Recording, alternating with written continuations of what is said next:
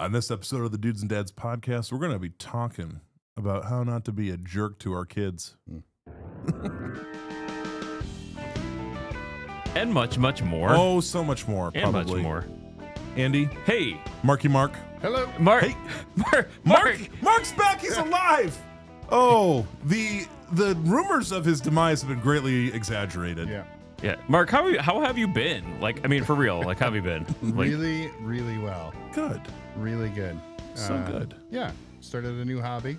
Yeah. we saw. We saw, guys, okay, listeners, gentle gentle viewers.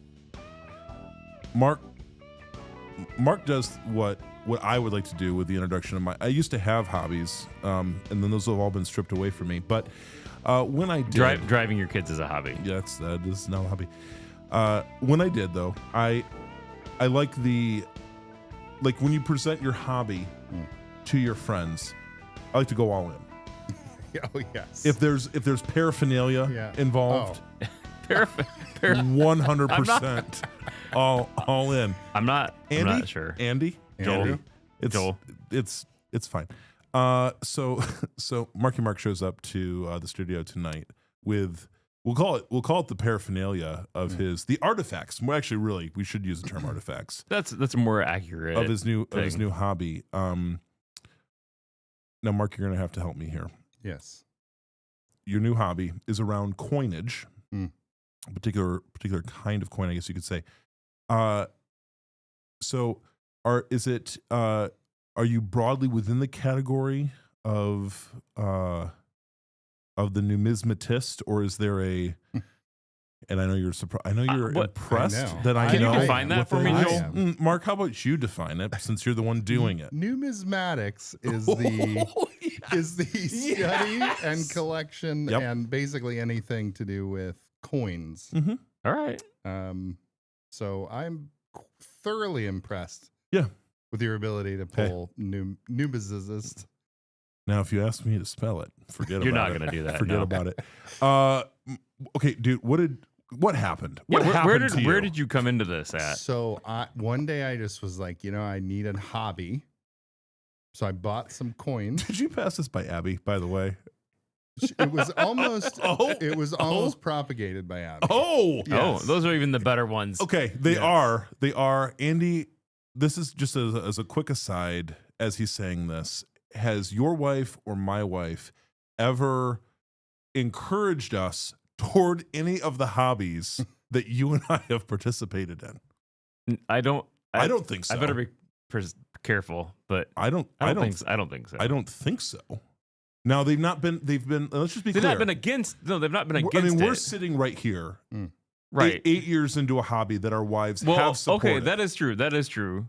But they didn't tell us to go do this. They weren't like, Andy. No, that would have been. I would have peed a little probably. Think about it. Let's for a second rewire history.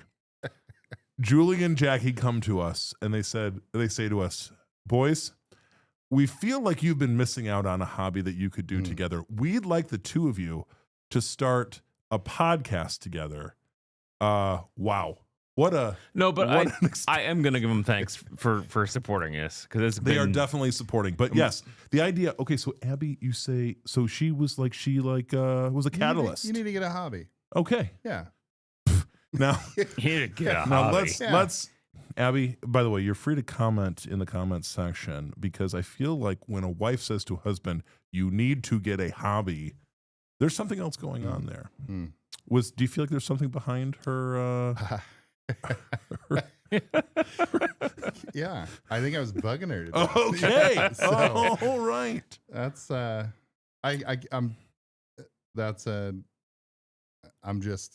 assuming that's the sure. case. Okay, that's great. Yeah. Long story short, she's like, hey, how about a hobby? So you decided to do what? I said, you know what? People collect coins. So I'm like, all right. So I bought some coins and hated them. In the process done. And end of story. Good start. So I bought some random coin. I just bought a bunch of random stuff. Okay. He bought some pennies. Coins. Yeah, pennies, nickels, quarters, a couple dollar bills. It feels like that wasn't a very high investment. Yeah, it was low investment. Into this dude let's at just be McDonald's honest. was like, "Hey, I've got $1. You want to give a 5 for it?" And I No, in was, fact, they're like, hey, we don't have yeah. any pennies. Do you have something to give us? Oh, that's true. The penny game is different Yes. now. Got it. Okay. So Nice. yeah, realize that I don't like coins. Like current coins. I don't like any current coins. No, Yeah. they're pretty boring. Yeah. Yeah. Yeah. Get with it, coin people. yeah. What's your deal? I know. Okay. So in the grand scheme of figuring out a hobby, I stumbled across a seller that was selling ancient coins. Yes. I said, okay. So I bought one. Mm. And the second that I put it in my hand, I was like, yeah, this is it. This is it. Oh boy. I bought a widow's mite Yeah. from Judea that was in circulation during the time of Christ. Oh. I was like, okay, yeah, this is pretty cool. Yeah. It feels like you took a hard right turn there, my friend. Yeah. You're like, yeah, I got some lousy coins 20, here. 25 And then you're like, pennies. let's go all in, and Yeah. we'll get the We'll big. get the 2,000-year-old The coin. 2,000-year-old coin. That's interesting. Okay. And then it just snowballed from there. Wow. Well, Now, you've Mark's been out of. I'm going to use another. Wait for this. He's been out of circulation for a little while. You're welcome. You're welcome, coin people. Numismatic joke. Okay. We're digging deep tonight. this is not the numismatic. I can't even say it. Podcast. Yeah. It really is the dudes and dads. You know what? If we get into some numismatists algorithm off of this, it's going to be it's going to be amazing. It could take things in a completely different direction. Snowball. Yeah, but how long has it taken you to get, like, when did you start this? Just like 6 months ago. Okay. Oh, Yeah. so like Okay. in the last time since the last time we saw you, because Right. it has been about 6 months, right? Yeah. I mean, Feels like that it. Feels long. like 6 okay. years. It feels like 6 years. Oh, where have you it's been been all my too life, long. Mark? Yeah. Well, okay. Nearly dead. Long story short. So, Mark, you're into coinage now. That's awesome. Ancient coins specifically. What you showed us was coins from the ancient Near East. Do you have others from the other regions yet? Slightly, but everything. I'm very, very intrigued with biblical coinage. Gotcha. So, Okay. numismatics with a focus on biblical coinage. Okay. Yeah. All right. Yeah. All right. Biblical coinage. Yeah. I like it. Good deal. Pretty I awesome. like it. Well- What about you, Andy? I've been surviving. Attaboy. That's Let's get you That's from a good surviving hobby. to thriving. That's a good hobby. We'll continue to work on that. Great. And you? Huh? Oh, and me? Yeah, kind of same. I'm how shall I say this? There are things in my life right now. Do you hear all the people just turning off from the show right now as I said that? Like, just like the airwaves went dead. No, there's just things right now where it's like I'm in a season of high patience, of a high patience demand. And we can talk more about that. You can peel back those layers if you want, but several things going on. The one of which that I'm actually, it's a strange, not really a strange enjoyment, but I'm coaching 4th to 6th grade girls softball right now. I am vastly underqualified for this. I am so vastly underqualified. Namely, the key activity in softball, a la pitching of the softball, because I'm a baseball player. I coach baseball players. I have a baseball player pitcher son. My daughter is like, ooh, I'm like, I am less than helpful. I am less than helpful at this key thing. And so I feel like there's lessons to be learned here, but right now there's just a degree of like personal frustration. Yeah. So anyway, that's me. awesome. Well, hey guys. Hey, everybody. This episode is not about numismatics. I can't even say it. Newsmag. That one. That one. But it is about dudes and dads and raising boys in particular for this episode. But first, before we get into that, we want to thank our sponsor, Everence. Oh, Everence. Everence, who has provided lots of financial help for us, but also can help you financially too, because Everence is a financial consultant, a credit union, and all sorts of other things. A stewardship consultant even. So And help with our yes. non-for-profits and churches. Yes. Do all So kinds of great work. If you would like to check that out, go over to everence.com/Michiana, and you can check out all of the offerings that Everence has. Yeah, Andy, I really like our we'll call it our avant-garde Everence plug. But yes, thank you to all good people over at Everence. We love the work you do. Hey, So we were talking about the conversation we want to have this evening, and we've recently, I mean, we obviously with great counselor to the stars, Brenda Yoder, talked about fledging our kids, launching our kids well, and then I was having this thought as I was driving through the late night country roads on the way to go pick up one of my children from wherever they may have been. Right. And I was and I just had this thought of, as I was thinking about my boys and all of that, of like I just feel this constant this waning between pressure, expectation of like what I am guiding my boys toward, like the kind of life that and let's be clear, the kind of life in general that I think will serve them well, that will be good for them, all of that. My expectations pushing up maybe against some of their expectations or lack thereof, possibly. And just trying to figure out, like, how hard should I be pushing at this without pushing my kids away, but also like I am the adult here. Right? Like I am the father, and there is a little bit of like, we always joke on the show, the common line that gets used is we don't want our kids, living under a bridge. Like this is our goal, right? That they go off and make a way in the world. But like, how are we doing that? How are we thinking about that? Are we thinking about it? What are our concerns?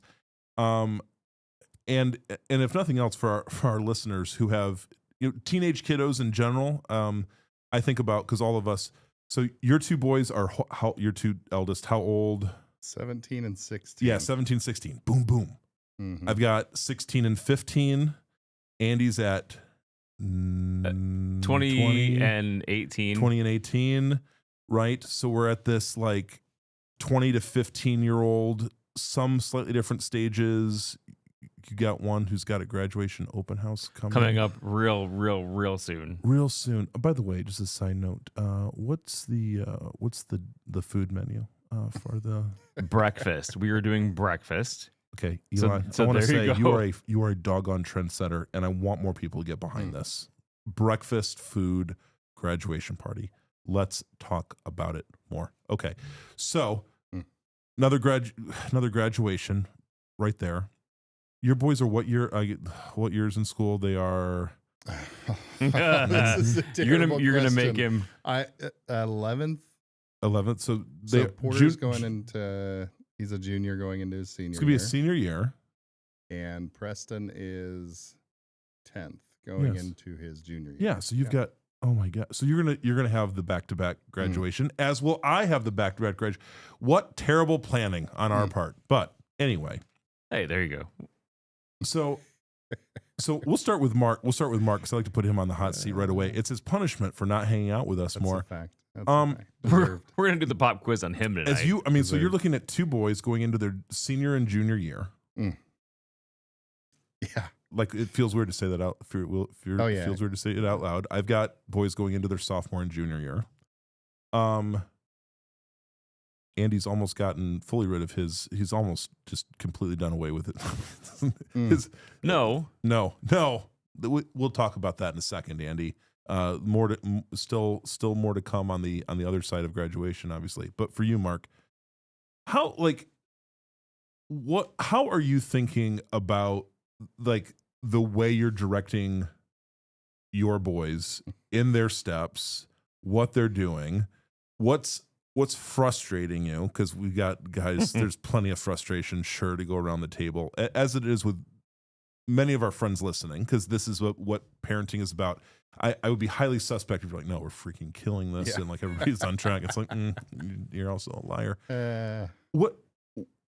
What are your thoughts, man? Like what crosses your mind when you kind of think about like how you're leading them, guiding them, the pushback they're giving, the things that maybe keep you up at night a little bit about this season? I think I have the typical worry that any other father would have for his kids right now, and that's just the influence on that the world has right now. I have to lead by saying my kids constantly surprise me with how good they are. Mm-hmm. that being said, I also wish they would just do everything I said when I said it. No questions asked, and everything would be great. Yeah. I think the biggest hurdle that I've had to leap in parenting 2 boys is patience and understanding, and always leaving an open door. That is the number one thing that I've learned, and my wife is brilliant at it, so I learn a lot from her on this. But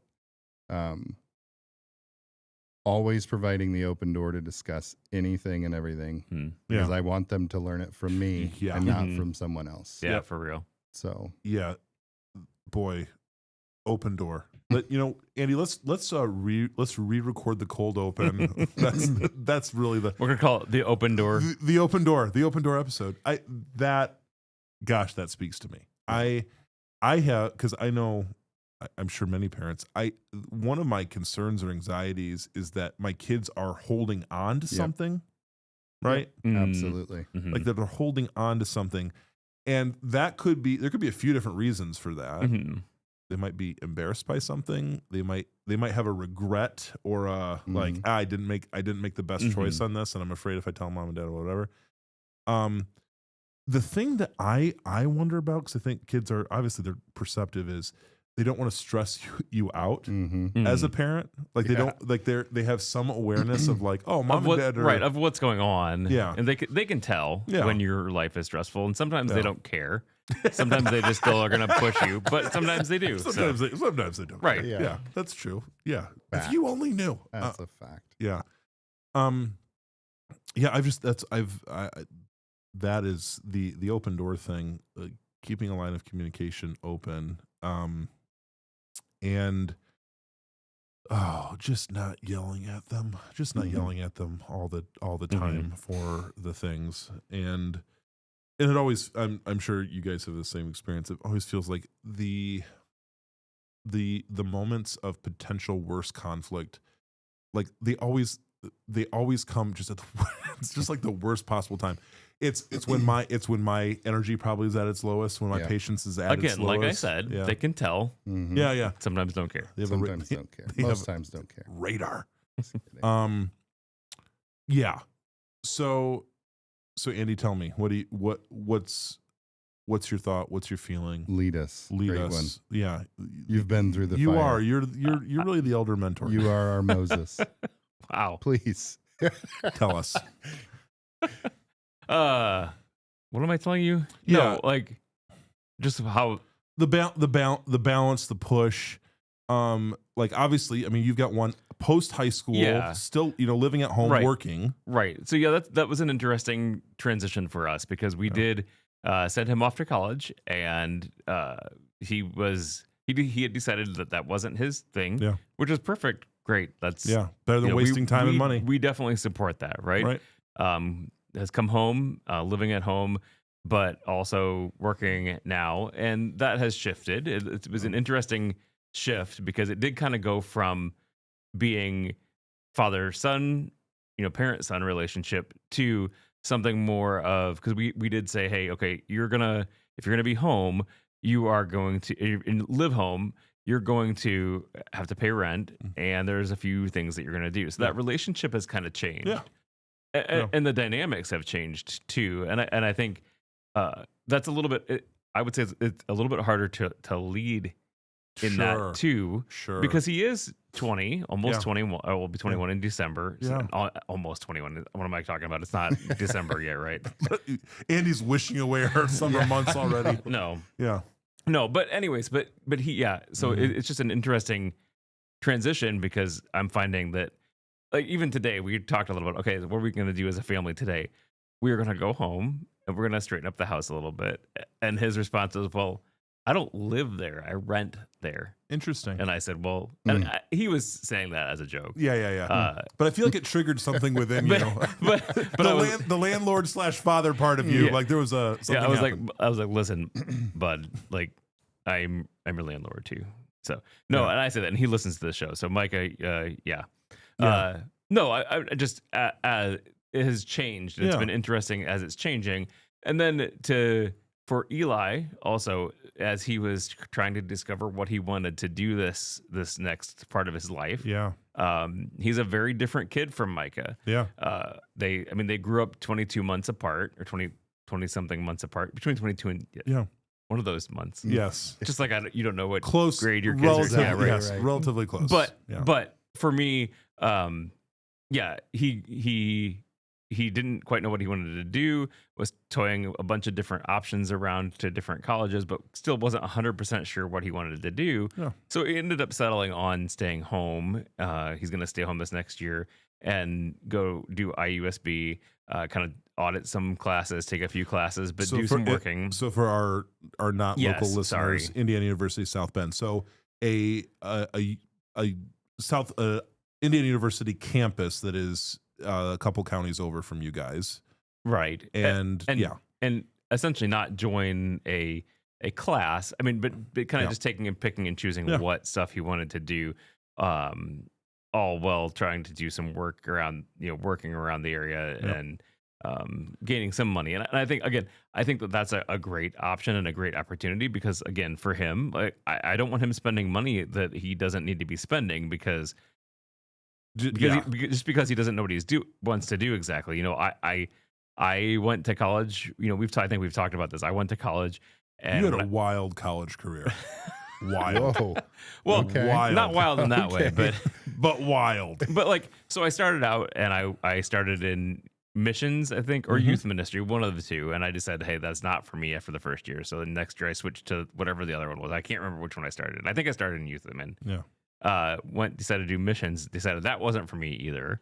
And so then I went on and essentially did a program for a 13-month program for broadcast, because I knew that's what hey, I'm doing this now, right? Cha-ching. And so I knew that was, but then I ended up going later back to school and actually getting my degree. And I think that by the way, Andy was a 4.5 GPA student as an adult. Education is sometimes wasted on the young. Just going to put it out there. Right. Well, no, that was the thing I decided later, or discovered later too. It was like I didn't do a great job my first time around because I was young and I didn't realize the money that I was actually spending. Yeah. And so my grades weren't the greatest, and so it really bummed me out when I went to go graduate, and I wasn't graduating with honors because I was just below that, because they counted my grades from previous into that too. So that all to say, like, it's just been an interesting time for us as parents trying to help navigate and try to help walk Eli through some of the options too, because he really just didn't really know what options he wanted to do. He knows what he likes doing, but he didn't know if that's what he wants to commit to. And I commend him for that, going, okay, I don't really know. Like, there's no shame in taking a year off or 2 years off, or even not going to college at all. Well, and let's remember, we are talking about 18-year-old boys. Right. Like, and I think this is part of the conversation. What is an appropriate expectation level for an 18-year-old boy?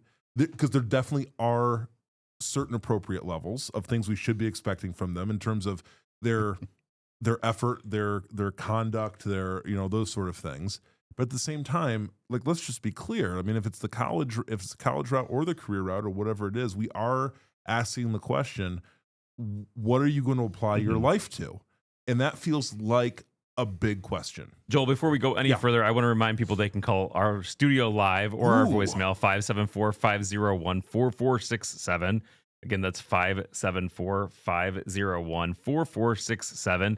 If you would like to call and be on the show today, we would love to have you. If you have any input in this topic, because it is a wide range of topics, and I know that, like, some of us, some of our listeners may have more experience in launching. Maybe you've launched 4 boys into later life, and if so, we would love to hear from you. We would love to hear from you, and how are you still alive? So,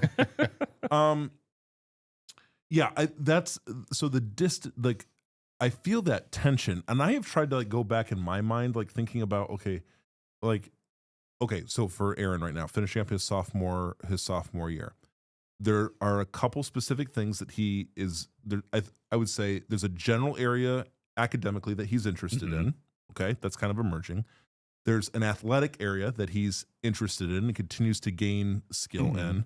And then there is like in terms of like extracurricular, like art, like his music that he is very dedicated to and continues to develop skill in. Okay, so you've got those 3 categories, and you're like, are one of those something he's going to continue to pursue? And if they are, what does that look like?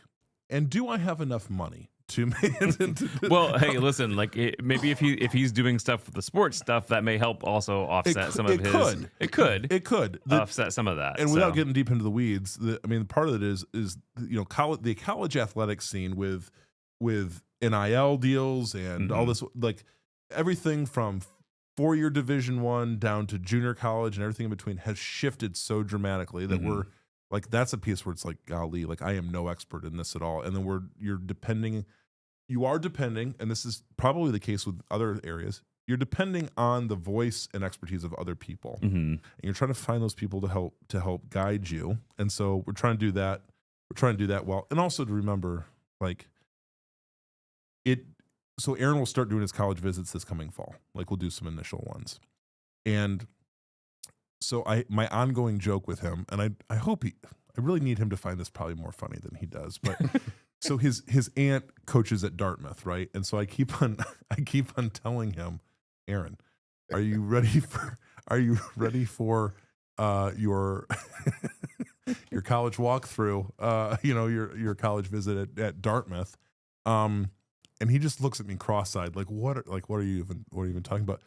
Dartmouth, pretty solid baseball team, just as on a side note. But I'm trying to like introduce some of these ideas. Like, we're going to take these next steps. You setting foot on college campuses or whatever it is isn't like a commitment. But I'm trying to make some of these things real for him at a rate that he can hopefully stand and not feel like I'm shoving things down his throat, right? So I wonder about that for all of us. Like, when you guys think back or up to this point, like how you've introduced experiences or ideas to your boys about like trying to help them navigate. Do you feel like that's something that's been a part of your life or what? I think it's interesting because I think for us, it's been a little bit trying like more now, because I think with us having back-to-back boys, like trying to leave the nest, I think it's been one of us where it's kind of like, okay, now we need to focus on Eli. Well, and for that, like Mike kind of knew what he wanted to do, sure, and so when he went away his senior year, it was kind of like, okay, I mean, we did a college visit to the only college that he visited and ended up going to for a little bit, and we had the college recruiter come in and talk to him and things like that. And so it was more of, okay, we actually, honestly, for us, it was both at the same time going, okay, what's next for you? Because, shortly about the same time that Micah was saying, hey, I want to come home. I want it to be done. This is not for me. Yeah. And is about the same time that we were trying to figure out what was going on, and well, not what was going on, but what Eli's next steps were. Right. And that was a slower process too. So it was just a very different process for us because, again, we visited a couple colleges and we said, in both of them, he liked both of them. He liked different aspects of both of them, different programs in both of them. And I think he can and will exceed in whatever he decides to do. Sure. But yeah, trying to do both of those at the same time for us was just kind of it was just an interesting process, I would say. The timeline overlap of those things is, that's something that would take. I commend both you and Julie because the level of, I think, probably grace, patience, and all of that overlapping is a bit. Marky Mark. Yeah. What's that look for you? I mean, because you're a senior this year, or is it senior? He'll be a senior next year. Yep. So tell us, like, is that something you're starting to think about now with your senior? Absolutely. So Porter's very decision driven. So he makes decisions, and then he spent a week in California. Actually, it was during the Artemis landing. Checking out a couple schools out there. He knows what he wants to do. He knows roughly where he wants to go. But now it's just kind of the discovery process. Preston is more entrepreneurial mindset and very practical. He doesn't see the necessity of college, Yeah. which I think is awesome. Yeah. I think it's awesome for Porter because he knows what he wants to do. I've told all of my kids the same thing every time, which is colleges for specialized fields. If you can do something without college, do it. Yeah. If you need special training to do, I don't want someone to wing it on a back surgery. Yeah. So if you know what you want to do, or if you have an idea of which way what your interests are leading to, pursue it. Going back to kind of, I think, my earlier question, like, do you think that you've exposed your boys to like, so I'll be honest. I mean, like, for an entrepreneurial kid who, like, I feel like Josiah, my number two, is probably more geared that sort of way. But I will say it does feel like it's like, gosh, I really don't like. I'm like, how do I expose him to that world? Get his feet in it somehow. Get him. Or is it like, no, entrepreneurs, there absolutely is no roadmap. They go out and they break stuff, and then they figure it out. And maybe we just need to start the preemptive support group, fathers of entrepreneurs, and and just start caring for each other now. But I wonder about is there a world of I don't know, like, is there a world of preparation for this stuff to some degree? I know we can't have it all lined up. It's a complete and total shove him in the pool without knowing how to swim. So the other day, prime example, I have gotten, with my numismatism. Yes, I've gotten really involved in an app called Whatnot. That is the second or third largest coin dealer platform that there is. Interesting. So I buy and sell on there. Preston has tons of sports cards. Twofold. One is I've been wanting him to clean them up and remove them from the area that they're in. Two is he's exploring this entrepreneurial mindset of wanting to explore opportunities. And I'm like, you have a great opportunity. You bought a bunch of cards from a thrift store. You have a platform to sell them on. So the other day they just said, hey, I'm going to schedule a show for here in like 3 hours. Get your stuff ready. Let's have a show.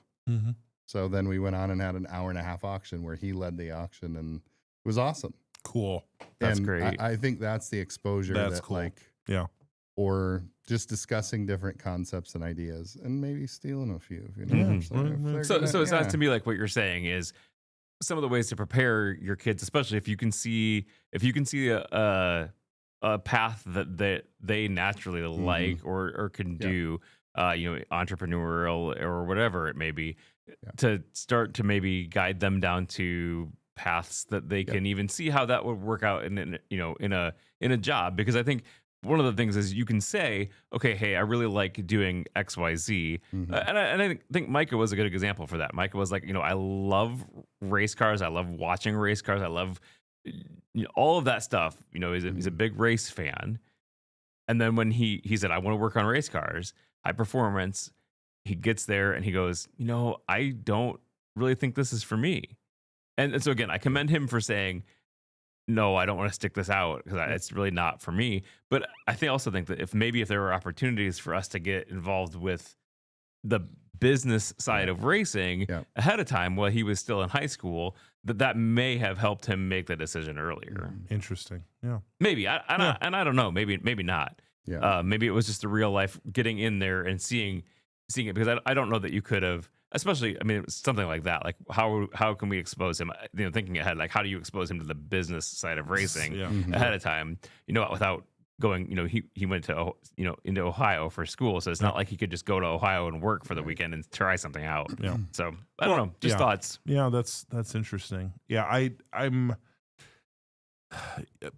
think the throwing your kids into things. We've had several conversations in to one degree or another on this show talking about, we're always warning people and warning ourselves against overprotective parenting. And like, like, you know, doing the helicopter or the lawnmower parenting style. And I feel like culturally we're kind of, I think we're sort of rebounding from that. I should say, I thought we were rebounding from that to a higher degree. Just as a side note, Andy, I don't know if I mentioned this on the last show, but I'll say this to Mark. So Jackie sends me, she sends me these.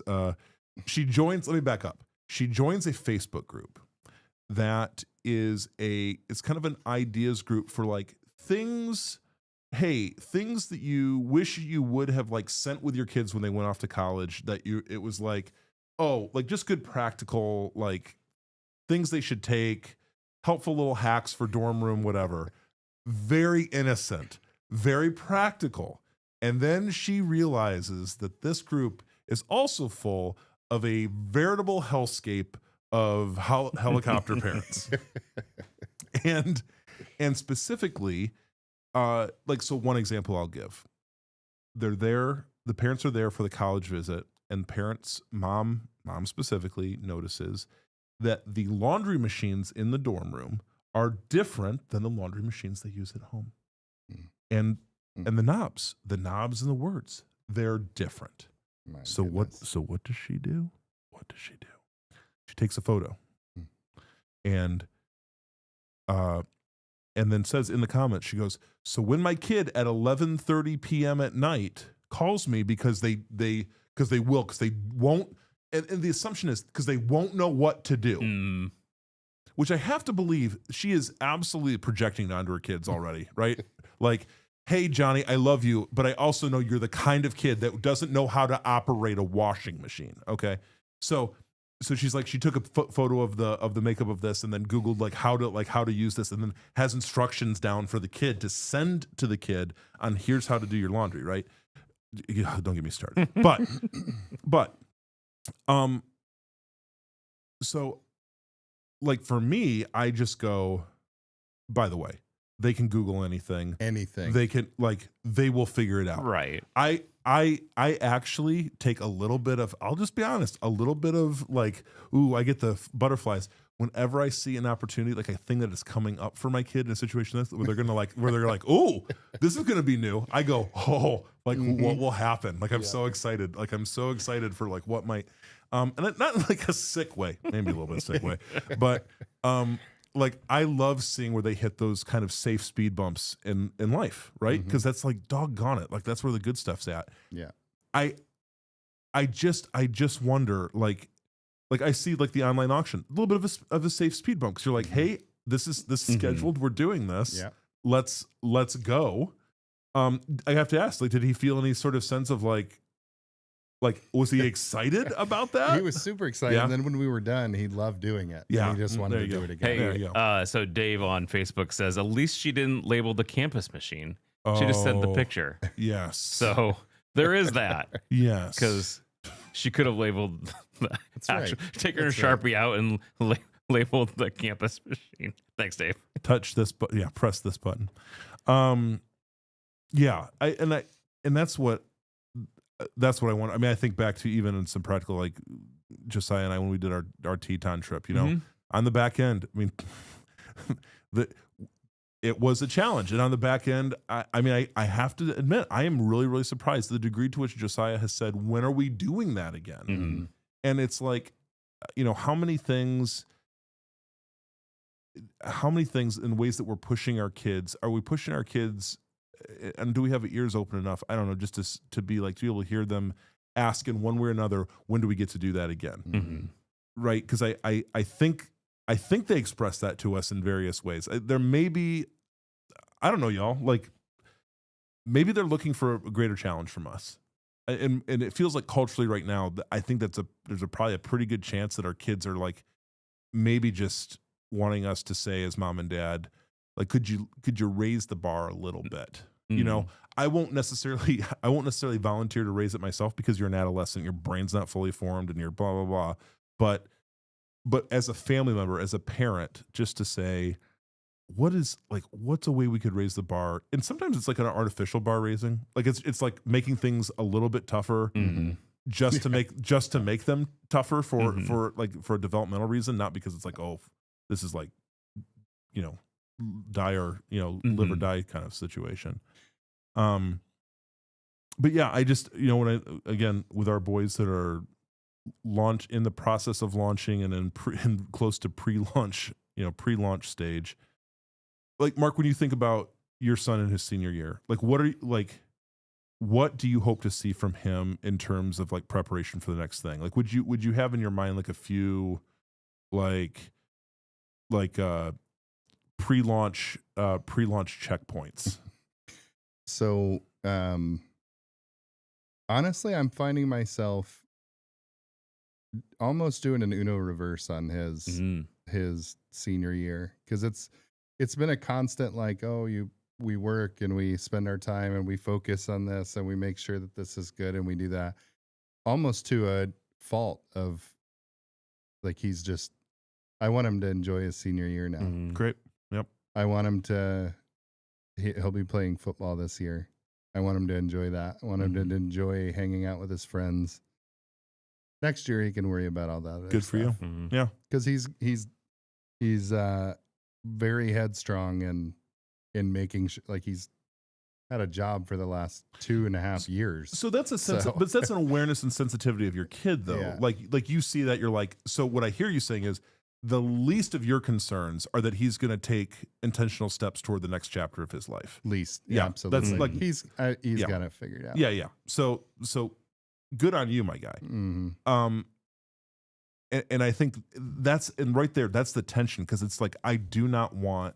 I'm not trying to speed my kid through their adolescence, right? Mm-hmm. Through especially their high school experience. Right. I had a great high school experience. I'd never want to do it again, but like, there's a lot that I look back on those years. I'm like, that was foundational, formational, and a really good time. 100%. Right. And I would say, like, I didn't have parents that were trying to like, and my parents allowed me to go on exactly one college visit. And they're like, all right, good enough. Yeah. So, no, I think my biggest focus on my kids right now is just how they react and interact with in their faith life. Yeah. That's it. Yep. We can worry about the other stuff later. They have great heads on their shoulders. And as much as I like to pick on the fact that like, oh, you need to make better decisions on this or that or whatever, none of that matters. The thing that truly matters, they are wholeheartedly in on. So I'm thoroughly happy. Joel, tell me about you and your kids as you're preparing. You got how far apart are 15 months apart? They're 15 months. So they're closer than Micah and Eli are. So you literally are bang bang. Bang bang. And I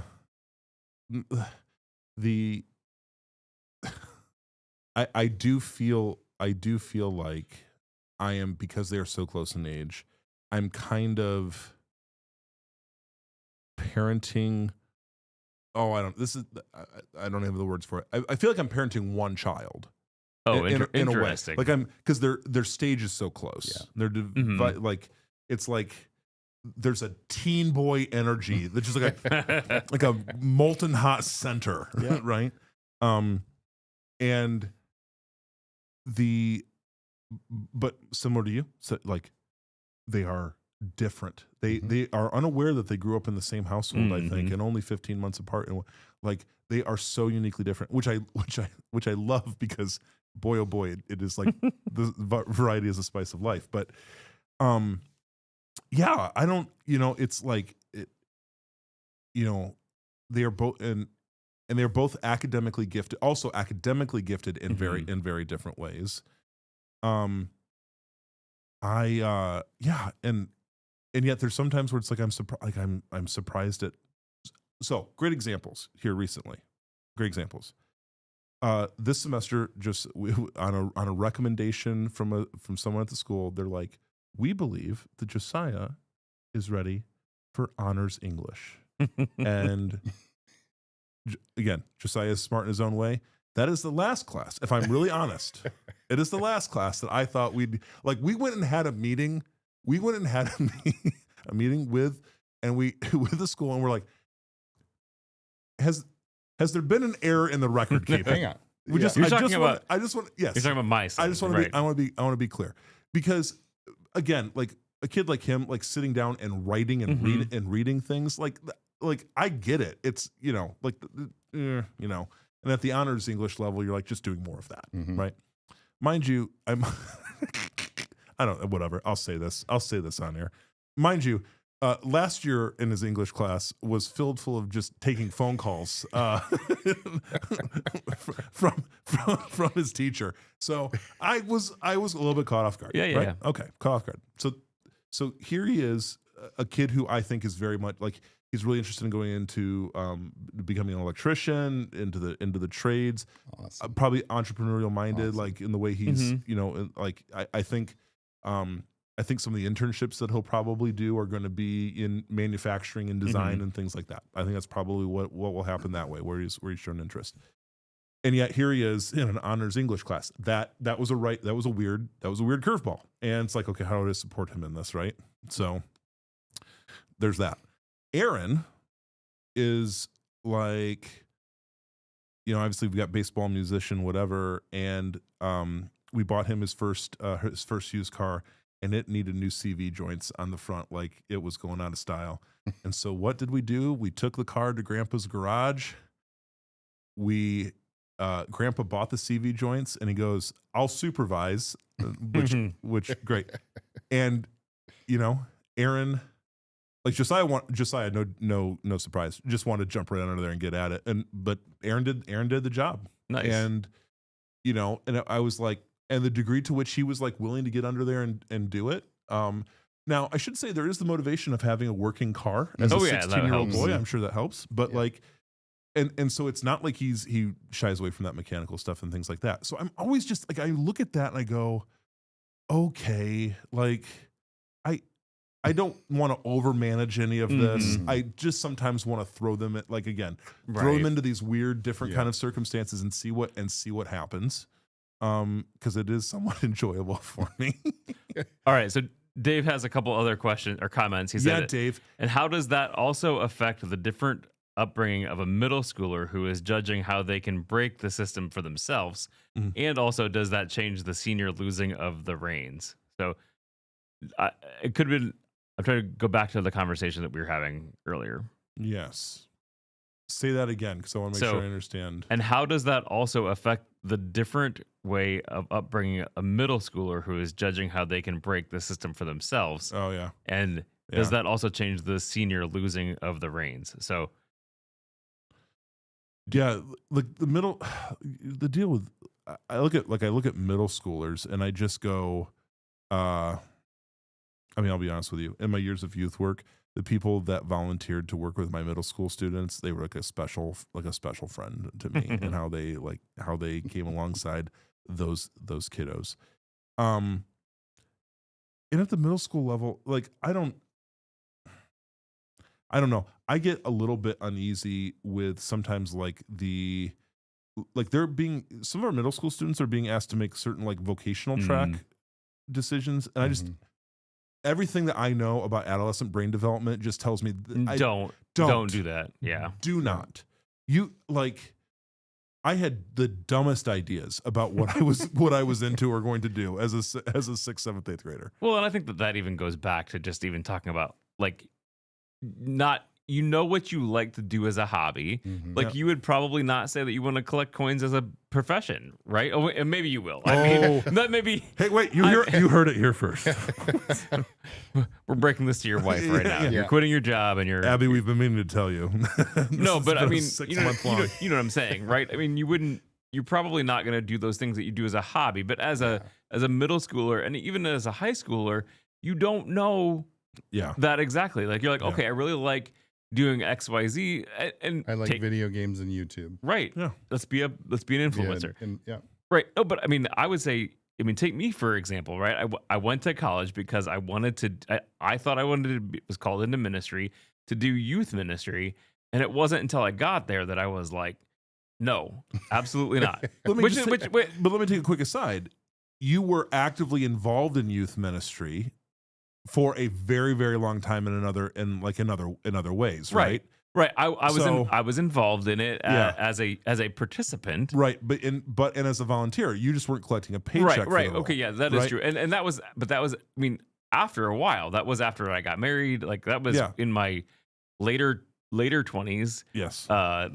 That I became, I was helping out and volunteering, and still am. I mean, I'm still helping out in the junior, the preteen now. But I would say something was there, and that's the thing to keep. Like there was an interest or a gifting that something was there. The way it's expressed, though, can be varied. And I think because we're talking very much about like vocational, like what are they going to do for a job, and it's like maybe that I don't know. Like maybe I have a lot more questions than answers on this one. Well, like maybe it's just the wrong question to ask. And it might be because I think going back and looking at it, like again, those are things that are kind of hobbies for me. Right. Like I love helping out with the kids right now. Would I want to do that as a profession? Yeah. Absolutely not. Yeah. Sorry, youth ministers. We love out youth there. ministers, but no. No. I'm just saying, like for real. Like I wouldn't do that. You know, I probably wouldn't want to do whatever else that I do as hobbies. Not really a whole lot right now. I'm just going to different games. Yeah. But no, that's not true. I do podcasting. But like, is that a viable thing for me to do as a income? At this point, no. Right. And so there's things that I think that as a young person, that's hard to differentiate because you do want to do what you love doing as a job too, right? I mean, like I've seen some kids where their parents are like, no, you should do this. Yeah. You should become a doctor. And it's not the kid's passion, really. It's more of the parents or the fact that they know that they're going to make money. Yeah. So you do want to do that as you do want to do something that you love. But at the same time, like you want to also, there may be some things that that aren't viable as an occupation also. Yep. Yeah, I definitely, I mean, I would consider it it would be a major problem if my kids, when they're my age, look back and feel like they were, you know, something was forced upon them or forced, you know, they're forced down a direction where maybe they've got a good job, maybe they're successful at whatever, but like there's no life, you know, there's no life in it or there's no life from it. That is, I don't know. Those are the fertile grounds for midlife crises and all that. That's right. Let's stumble into that next time. Yeah. We can talk about midlife crisis. Right. How to keep your kids from having a midlife crisis, but at 18. At 18, yeah. I don't know. I think, I mean, number one, and we kind of started off the conversation with, it's just like, what's the right level of push, right? What's the right level of encouragement? How are we gaining wisdom about that? Number one, to Mark's point, it is, I think, a commitment to an open door. It's a commitment to an open conversation. Because I think I probably give the best parental advice sometimes when I'm, which just goes to show you how little I give it apparently. If I'm asked for it. Right. Oh, so like if you're like, hey dad, help me. Like I am way better. I mean, doesn't that feel like, does that feel right to you guys? Like if there's at least some kind of question, I feel like I am in such a better place with that. You're a wise old wizard at that point. I'm just a way better conversation. Well, and I think too, at that point, if you're asked, it's something that they're looking for, right? So it's something that they like, because I think that I found, at least in my relationships with my kids, that if I am telling them something, a lot of times they just tune out. And part of that is because, I mean, I'm going to admit, like a lot of times I'm telling them, and I'm not giving a lot of give and take. And so it's just, they shut down because there's too much that I'm telling them to do. But at the same time, I think that you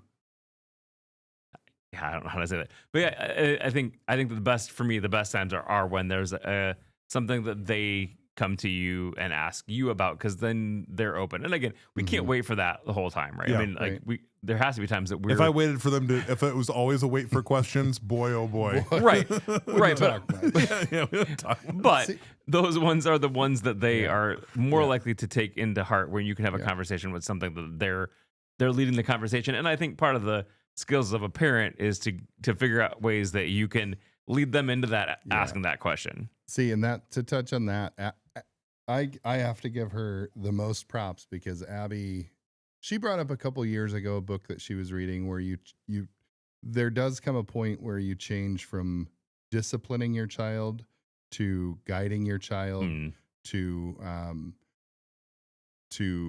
discussing something with your child, where it turns from you shouldn't do that because it's bad to let's talk to me about what you're doing. Yeah. Because we both know that this is crazy. Yeah.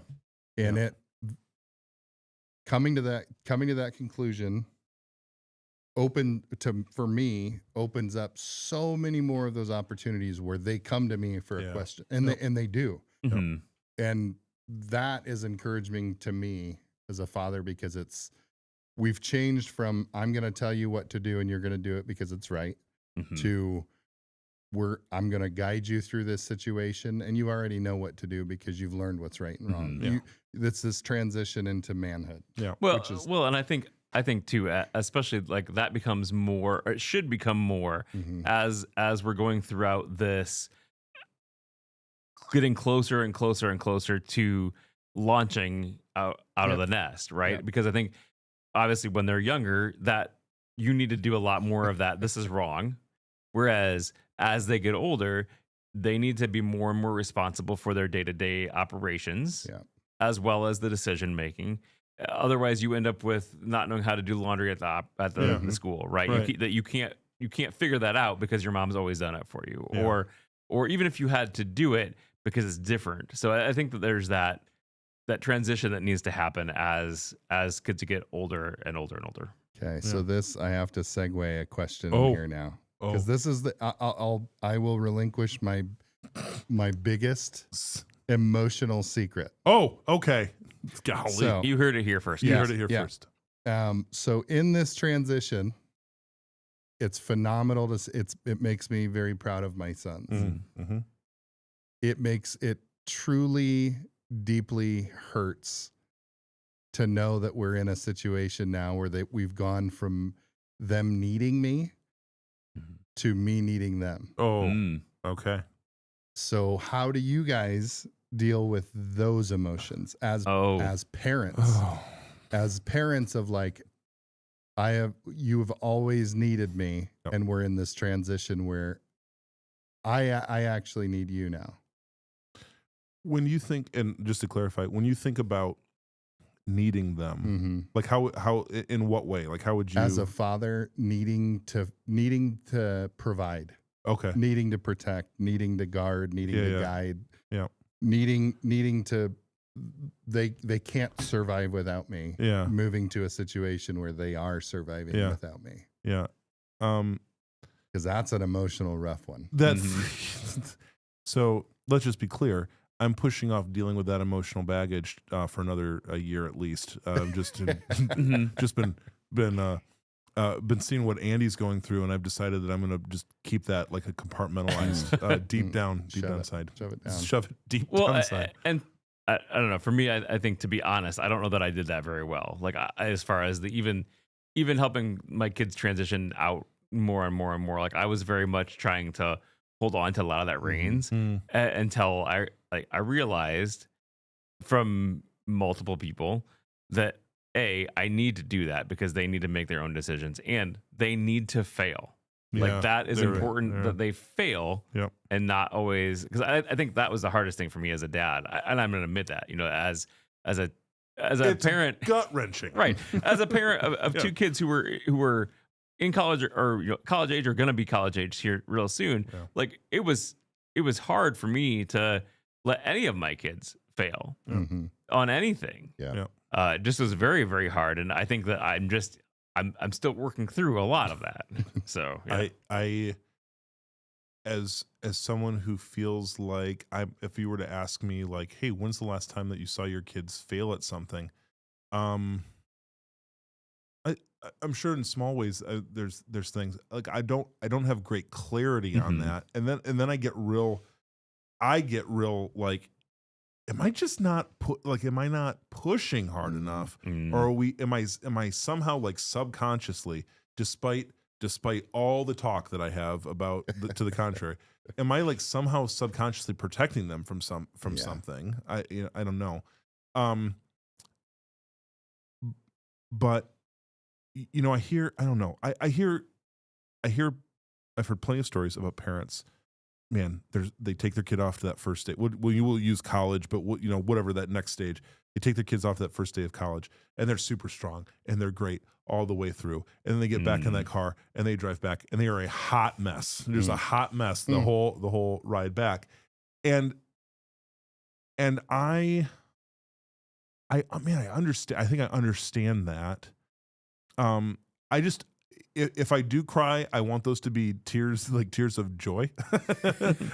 I want those to be tears of a child well launched, and then I miss them. I will, and I think that is part of it. As somebody who has, like, it is hard to go, okay, because I think when you get in the car and you drive away, that is one of the things that you're looking at, is you're going, okay, I am launching them. Yeah. I am walking away from them as a parent. Like, this is the first, probably for the most part, the first time that you've had to have been away from them. Now, it's been interesting because Eli was spent a summer he was in Germany. Yeah, he was a ways away. Which is crazy because he came to, he's our shy internal kid. And he came to us and said, hey, I think I really want to do this, like, where I'm going across country, across the ocean. Yeah. And we were like, huh? Yes, go. Yeah. Cool. And so, like, for us, like, that was, it was hard, definitely. But at the same point, like, I didn't have much of a choice because he was gone, and, like, I couldn't just fly over there and get him. So, like, I think that was a little bit easier than walking away from Mike at UNOH. Yeah. Which is interesting. Yeah. And I don't know that.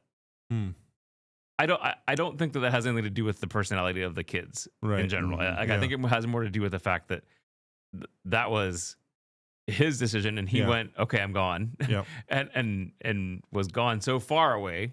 Like, I think if Micah had gone that far away, it would have been probably similar. Yeah. So, the distance, when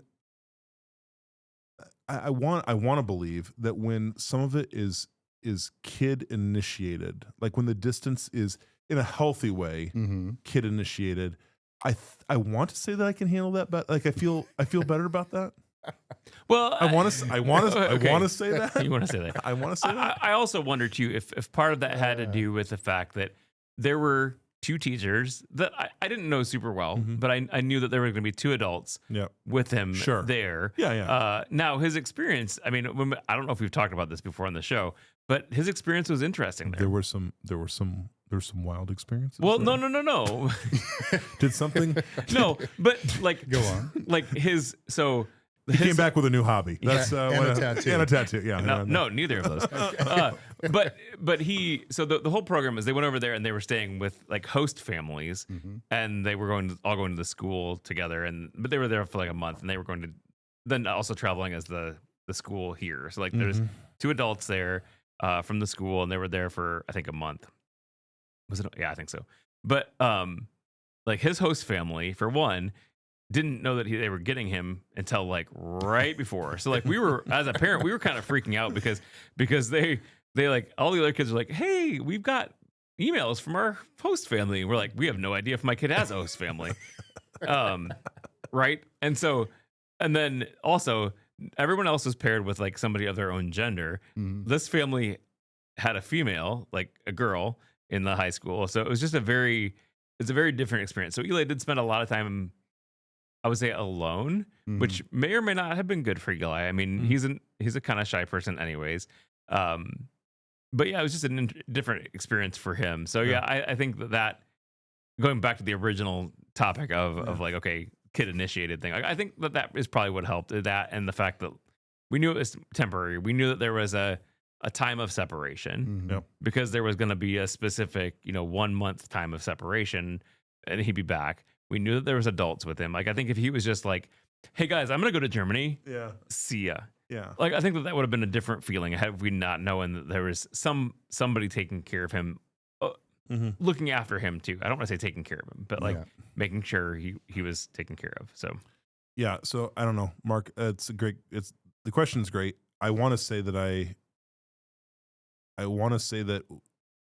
if I feel like if I'm feeling like I'm having to force that next next step, but then also having the conflicting feeling of like of the release of that and the like, oh, I need to be needed sort of thing. Like that's that's not as great.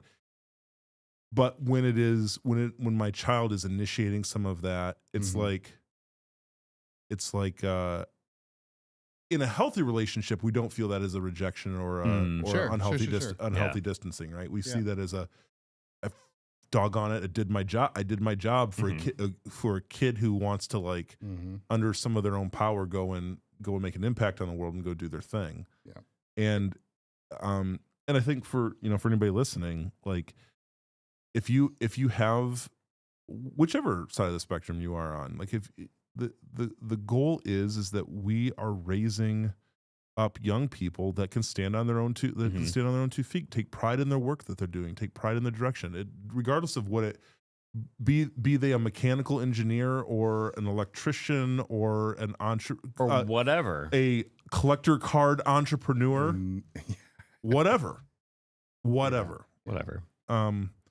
So yeah, I find the conversation helpful. It makes me like, as many times whenever hang out with the two of you, I have more questions than answers. But we could go on a post show. Just kidding. Yes. I gotta go to bed. Yeah, Andy's getting tired. I'm old. But yeah, guys, I'm grateful for the conversation. I'm grateful for the thought of like, how's this going right now? What are we seeing? What are we expecting? I feel like I know how to pray for you guys well too in this season, because it's like you blink and then we're here. Facebook does this terrible thing to me where it has the memory stuff all the time, and I just get like I get emotional about that stuff. Oh my gosh. Oh man. See, that's what I was referring to. Is it's more of the permanency of adulthood. There we go. Yeah. That's where I think the hardest thing, like dropping your kid off at elementary school. Yeah. And he waves or says bye in a certain way. Yeah. And does the exact same thing when you drop him off at a college to look at it. Exact same wave. Yeah. You know. Yeah. You know. Exactly. Hey guys, you will know. Yes, you're getting there. Here we go. You're getting there. Well, hey guys, we want to thank you for joining us today. If you've got any questions, comments, concerns, if you want to talk to us about this episode, we would love to hear from you. You can call our voicemail 574-501-4467, or if you just would rather write to us, dudesandadspodcast@gmail.com. We would love to hear from you. That's great, guys. Thanks for hanging out. By the way, if you like having Mark on these episodes and you just want to like say like we need more of that, please let us know as well. We really want to determine his future on the show. Mark is our podcast producer assistant, who's normally sitting back there. We're normally pointing past the camera to him, but he's here tonight with us. He's just so good on camera. It's hard to. It's just weird when that voice comes from somewhere else we can't see because of all the lights. Guys, we love you. We appreciate you. Thanks for hanging out with us. And until next time, we wish you grace and peace.